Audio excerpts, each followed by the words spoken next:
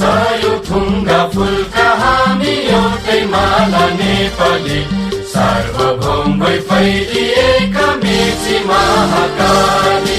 सय थुङ्गा फुलका हामी एउटै माला नेपाली, सार्वभौम भई फैलिएका मेची महाकाली। प्रकृतिका कोटि कोटि सम्पदाको आचला, वीरहरूका राजधानी स्वतन्त्र र अचल।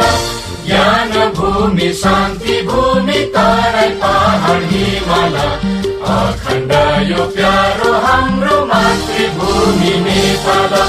बहुजाति भाषा धर्म संस्कृति छन् विशाल, अग्रगामी राष्ट्र